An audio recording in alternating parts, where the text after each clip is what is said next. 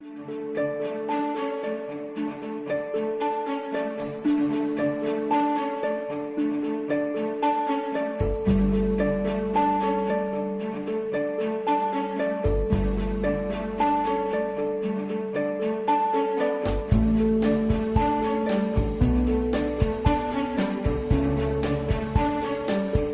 like to speak briefly about the international monetary system as it stands now, so that you have a better idea of how these systems work.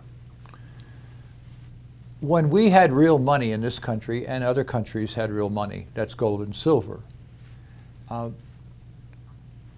finances were much simpler and much safer. If a country exported a lot, those exports would be paid for by gold, so that country that did a lot of exporting would accumulate a great deal of gold.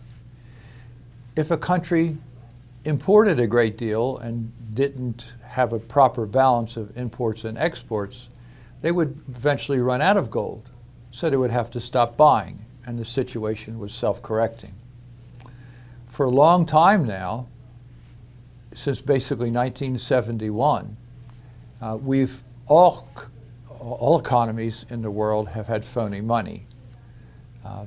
Even Switzerland, which had real money for 600, almost 700 years, has now given up and has phony money with the rest of all the other economies.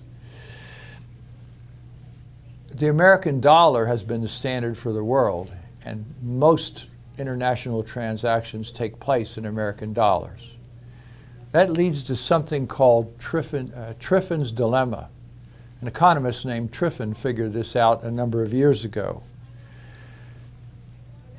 When virtually all transactions, or at least most transactions, take place in American dollars, that's the purchase of oil, cars, raw materials, anything else. In order for that transaction to take place, dollars have to be produced. So more and more dollars are produced. For the time being, that's worked very well for America because we could just pay our bills with phony money produced on a printing press or on a computer keyboard. The problem with that is that forces the country that's supplying the major money, in the United States in this case, to produce more and more and more money. That's inflation. At some point, the country inflates itself into oblivion. That's Triffin's dilemma. Of course, that could be solved by going back to the gold and silver standard, because such a dilemma cannot happen if you're trading with real gold and silver in exchange for goods. It's self-correcting. Triffin's dilemma talks about the fact that the country providing the money, the bulk of the money, has to have a trade deficit. It also means, again, eventual bankruptcy for the country. Right now, countries are rushing to devalue their currencies. The American dollar is soaring high against that picture, but countries one after the other are devaluing their currencies against the American dollar. It's like a seesaw. If one currency goes up, the other currencies go down in relationship.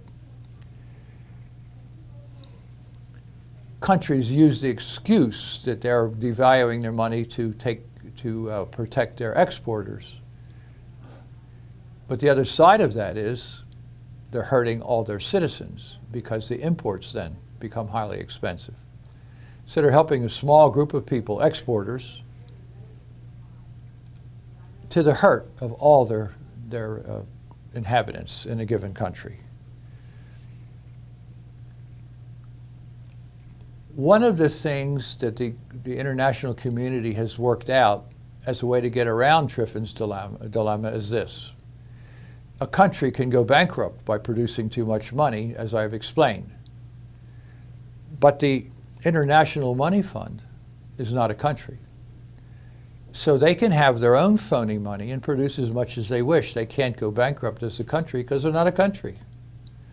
They have something called special drawing rights. They're just really, it's supposedly money. It's just like phony money anywhere. It's just money that can be used between one country and another to settle debts between those countries. The way they determine the value of those is they have certain portion of the special drawing rights to be American dollars, a certain portion to be English pounds, a certain portion to be yen. Now they have a small portion to be renminbi, the Chinese money. Those are just all really accounting figures, but that's what determines the theoretical value of that money. It's very likely that when people lose confidence in their local currencies, that they will switch to the SDRs, special drawing rights, to operate between one country and the other. You'll probably never see those special drawing rights printed in your hand. We'll still use the American dollar, we'll still use the Canadian dollar in Canada and so forth.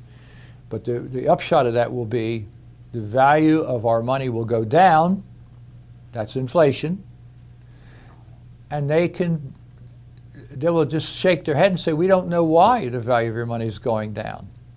They created the problem. I hope that's helpful. Please don't be discouraged. If you know what's going on, then you can properly think about how you can protect yourselves. We can always talk about those kinds of things because it varies so differently from one circumstance to another.